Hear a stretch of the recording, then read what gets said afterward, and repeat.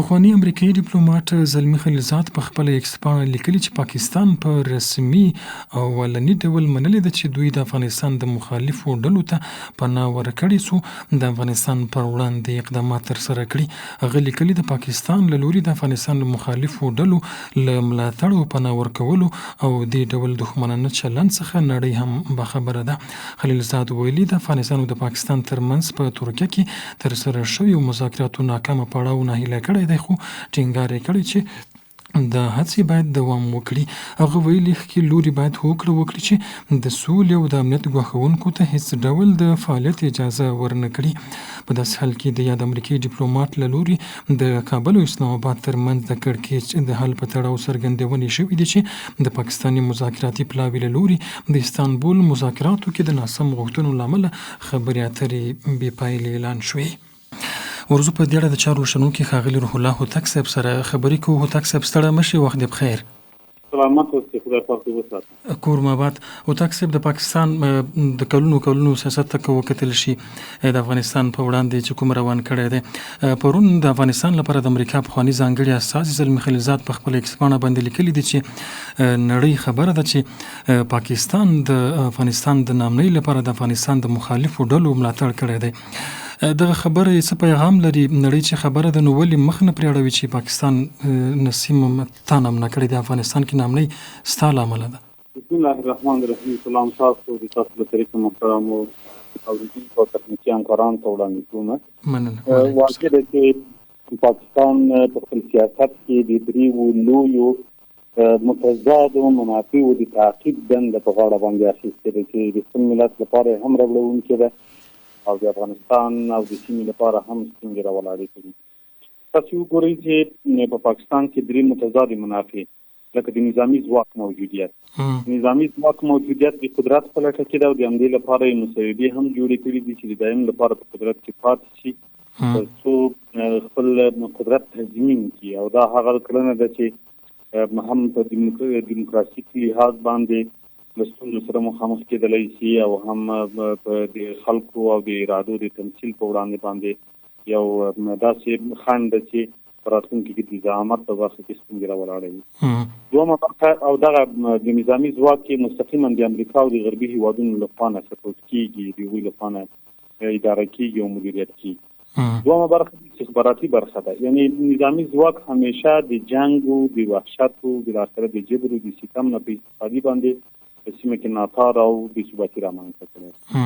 دویمه برخه بیا د استخباراتو برخه ده چې هغه بیا د سی آی ای، د موساد او د MI6 استخباراتي نهادونو لخوا نه د ورکړل شویو پروژو په واسطه چې د ISI لخوا نه مدیریت کېږي په سیمه کې او خصوصا په پاکستان کې د پټو ککړو پیسو د ترلاسه کولو لپاره زمینه مساعده کړې ده، لکه د داعش پروژې د تمویل، د هغوی د روزنې او په سیمه کې د بې ثباتۍ د رامنځته کولو لپاره. دا بیا هم د نظامي ځواک د قدرت د ساتلو سره هم مخالفه ده او ترڅنګ د دننه په یوه مسالمت آمیزه چوکاټ کې په مغرضانه شکل باندې د چارو د مستولو دنده په غاړه باندې. درېیمه متضاد منافع د ملي حکومت مسله ده چې هغوی د ثبات او حل غوښتونکي دي، لکه عمران خان چې غوښته د دواړو لخوا نه هغه بندي او په زندان باندې محکوم شو تر اوسه پورې. هغوی غوښتل چې هم د روسانو سره اړیکې جوړې کړي، هم د هندیانو سره جوړې کړي او هم د TTP سره په مذاکراتو ته کېني. خو د TTP سره د مذاکراتو او د روسانو سره د ناستې د دغې لویې پروژې او د جنګ او د دې د مخنیوي په خاطر باندې دی خپل هغه خط ته پرې نه ښودل نو ستونزه راولاړه شوله. هغه یې بندي کړه او دا د ملت اړخ ده. دغه د ملت اړخ بیا له دغه دواړو سره په ستونزه کې ده. له همدغه امله یې هم د افغانستان سره مذاکرات ممتاز نه و، هم یې د دغه درایت نه درلود او هم یې د دې لپاره چې صلاحیت او واک نه و ورسره په دې ځای کې مثبتې لاسته راوړنې په ګوته نیسي. له همدې امله هم سیمه او هم په نړیواله سطحه باندې دننه سیاسیون له دې نه تشویش لري چې که دغه چاره په دغه شکل باندې مخته ځي چې نظامي قدرت واک ته رسېږي، بیا به هم پاکستان کې ملتونه له فشار لاندې وي، هم د سیمې د ثبات د له منځه وړلو لپاره یو اقدام وي. او که چیرې بیا ISI راځي نو بیا هم په دغه صورت کې هغه په قدرت کې پاتې کېږي. بیا دا ستونزمنه ده. له همدې امله زه مطمئن یم چې د امریکا د ځانګړي استازي په وینا باندې کوم تشویشونه چې په نړیواله سطحه باندې مطرح کېږي او یا د سیمې په سطحه باندې د ثبات غوښتونکو اشخاصو لخوا نه کوم تشویشونه وړاندې کېږي، دا پر ځای تشویشونه دي. باید د پاکستان ملت او د پاکستان باندې نفوذ لرونکي هیوادونه که هغه د سیمې هیوادونه دي چې صدمه تر دوی رسیږي په دې باندې فشار وارد کړي تر څو دغه پاکستان له دغه جنجال نه راوځي تر څو د سیمه باسي. هوتک صاحب تاسو ویل چې د سیمې هیوادونه هم په دې اړه اندېښمن دي چې هلته پوځي واکمنۍ دایم کېږي او بیا پوځي واکمنۍ په سیمه کې نامنیو ته هم لمن وهي. دوی سره نړیوال اړیکې لري خاصتاً غرب او MI6 او دغه راز نور ادارې نومونه واخیستل. څه کولی شي د سیمې هیوادونه چې فشار لاندې راولي پاکستان چې دغه واکمنۍ د قانون لارې رامنځته شي؟ اوس په ټول کې تقریبا ماشاءالله حیثیت لري. څو مستبد رژیمونه د څو لسیزو کې په پاکستان کې تیر شوي دي دوی یو میراث بولي او دا میراث فکر نه کوم چې دا ځل لپاره دوی وزغملی شي او یا هم هضم کړی شي. هضم معنا دا چې ملکي حکومت او د نورو وختونو په پرتله باندې یعنی ملکی او د ملکی حکومت طرفداران د نورو وختونو په پرتله باندې قوي او باعزمه دي. دا هم د عمله د همدغه رژیم په وړاندې مصالحانه بریدونه موجود دي. دا د داخلي د پاکستان خبره ده. له همدې عمله اوس تحریک لبیک خپل شتون په نظامي لحاظ اعلان کړی د PTM هلته د روسي پاڅون په چوکاټ کې دلته یو لوی نهضت دی چې میلیونونه غړي لري. TTP هم دوی 50,000 حسابوي خو له 50,000 نه به تعداد زیات وي او د هغه څوک چې په مصالحانه شکل باندې د رژیم په وړاندې درېدلي دي. BLA تقریبا اوس جغرافیه په واک کې لري. سیندیان چې له کلونو را په دې خوا باندې ستونزې د پاکستان د نظام په وړاندې باندې راولاړه کړې او د بې عدالتۍ او د غیر متوازن حکومتدارۍ په وړاندې باندې خپل حقوق وغوښتنه کوي. کشمیریان هم ناراضه دي له دې برخې نه او حتی فوجیان په سوټیو باندې وډبول. لږ نه را په دې خوا دوی ځینې نورې ډلې هم لري چې یو په بل پسې بدلونه په نورو کې مدغم کېږي لکه لشکر طیبه لکه جیش محمد یا جهاد اسلامي. دغه ټولې هغه برخې دي چې دوی رامنځته کړي د دوی له ناخوالو ناکارو او د غلطو سیاستونو په نتیجه کې رامنځته شوي دي. د تاسو لپاره دا نظام نه د خلکو په خوښه باندې جوړېدلی شي او نه هم د ملت اراده پکې شته. د همدې امله به د مقاومت سره مخامخ شي. دا خو یې کورنۍ مسله شوله. په بهرني بورډ کې لا هندیانو سره هم په تاوتریخوالی کې د ایرانیانو سره هم ده او عملا دا اوس افغانستان سره په تاوتریخوالی کې ده. داسې یو سیاست چې د سیمې په سطحه باندې د مخالفین ولري هېڅکله بقا او بریا نشي ترلاسه کولی. دا نږدې ګاونډیان کړل. د سیمې په سطحه باندې کوم اعتماد او اعتبار چې درلوده دا چې خپله ټولنه او خپل وګړي یې دومره له ستونزو سره مخامخ دي نور هېوادونه په دې باندې باور نشي ورکولی. د همدغه امله یې اعتماد له لاسه ورکړی ده. کله چې اعتماد له لاسه ورکول کېږي بیا په نړیوال سټیج کې دوی ملامت بلل کېږي او دوی د یو خطر په توګه باندې تلقي کوي. لکه څنګه چې د څلور د داعش لوړپوړي چارواکي په پاکستان کې دننه وژل کېږي. دا تاسو له دې نه لرې مه بولئ چې په دې کې د سیمې د هېوادونو یا د استخباراتو یا د دغه قوت لاس ده چې د دوی د دغې پروژې د ناکامولو لپاره په عمق د پاکستان کې دننه لاس اوږدولی شي او دا خپله یو غټ خطر ده د پاکستان لپاره چې داسې یو پروژه تمویلوي او هغه بیا په کور کې دننه د دوی هغه کسان په نسه کېږي چې هغه یا د کمپنیو مشرانو یا هم په لوړه درجه باندې داعش خراسان د ډلې غړي وي. نو په دې کې د سیمې هېوادونو عملا نفوذ شته. دویمه مسله د سیاسي فشارونو راوستلو مسله ده. اوس په نړیواله سطحه باندې درېیمه درجه هېوادونه که څه هم د لویو قدرتونو له سوري لاندې او د هغوی په بنا باندې مخ ته ځي خو د ما په اند باندې دا اوسنی حالت چې د ثبات حالت ده دا روسیه هم خوښوي. البته په سیمه کې چینایان یې هم ورباندې راځي دي. د منځنۍ اسیا هېوادونه د ایران او حتی تر ترکیې پورې دا هېوادونه ټول د دې لېوالتیا لري چې سیمه باید باثباته وساتل شي. له دې ثبات د رنګولو په وړاندې باندې فکر کوم هر نوی اقدام ته ولاړ دي او په دې برخه کې به خپله کړنه ترسره کوي. ولې هوتک صاحب دغه هېوادونه به غرب خو صحیح ده چې دوی ملاتړ کوي ولې شرق هېوادونه چې د دوی په پالیسیو باندې پوه شوي چې د غرب ملاتړ باندې غواړي اسیا نامنه کړي ولې په ښکاره غږ نه کوي چې پاکستان د سیمې د نامنه کولو لامل دی؟ تاسو د ترکیې عکس العمل ولید چې ډېر لوړه کچه باندې د استخباراتو رئیس د دفاع وزیر د افغانستان د پاکستان د کشالۍ د حل لپاره روانه اونۍ کې پاکستان ته راځي. دا هغه هڅه ده چې هم ډیپلوماټیک فشار ده هم سیاسي فشار ده او هم د هغه ترڅنګ دننه د هغوی له غوږه تېرونه موضوع ده چې تاسو نور حق نه لرئ چې د سیمې د ګډوډۍ د ثباتۍ لپاره اقدام ترسره کړئ.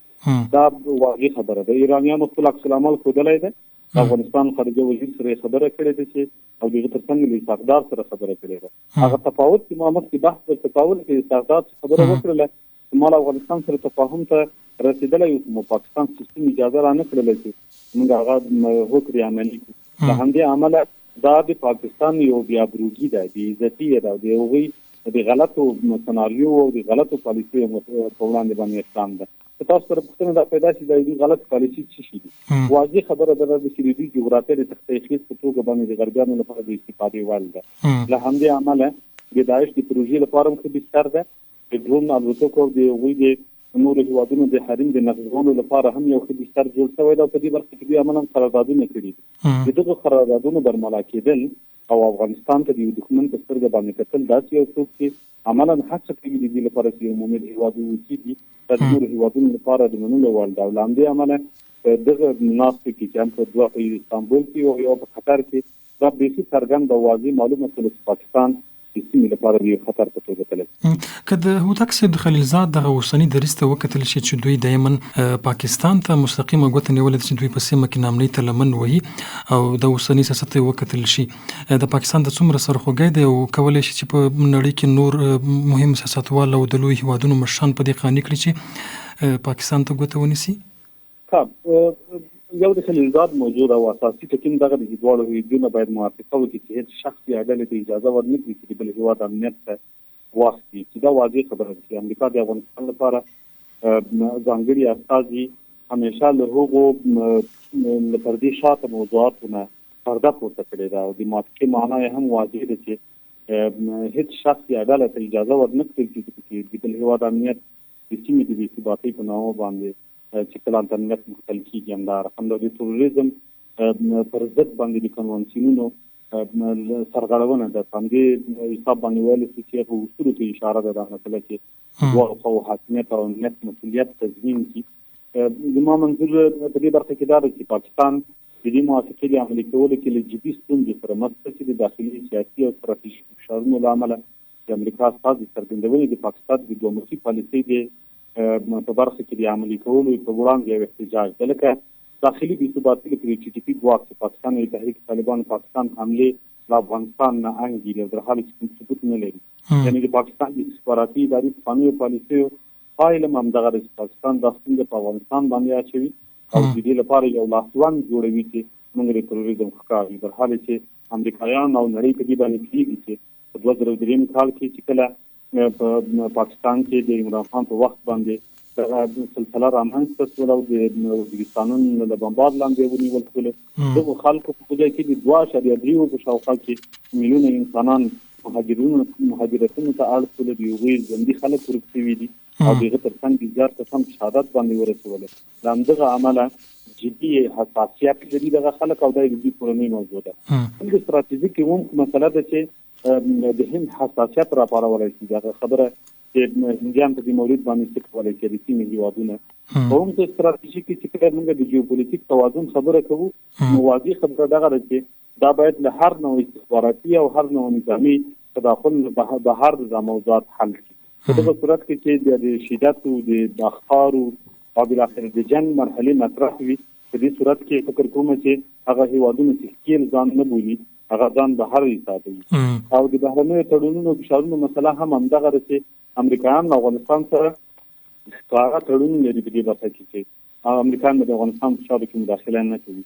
په دغه صورت کې چې پاکستان او د حمایت کې چې په افغانستان کې مداخله وکړي په دې برخه کې هغه تضمین کوونکي چې شامل و د دوحې په تړون کې د 2020 کال کې هغه په امریکایان په دې باندې ملامتوي. له همدې امله د دغې موافقې د عملي کولو لپاره باید پاکستان ډیپلوماسي پالیسي نه راوګرځول شي او دا د پاکستان د مذاکراتو د ناکامۍ یو سبب هم و. د اقتصادي سیاسي ګټو په برخه کې هم دننه پاکستان خپل ځان ته ډېر لوی صدمه رسولې. تر اوسه پورې فکر کوم د $15 میلیارډ په اندازه باندې د پاکستان تاجرانو ته صدمه رسېدلې. که څه هم افغانستان اوس زیاته تکیه په پاکستان باندې نه درلوده. ټول کال تجارت د یو کال د $1 میلیارډ پورې رسېږي خو بیا هم په یو نوع باندې د خطرونو احساس موجود ده او ځینې تاجران پکې مالي زیانونه لیدلي دي. په ټوله کې ویلی شو چې هم د اقتصادي هم د بهرني تړونونو مسله هم د عمق ستراتیژیک مسله هم د داخلي بې ثباتۍ او د سیمې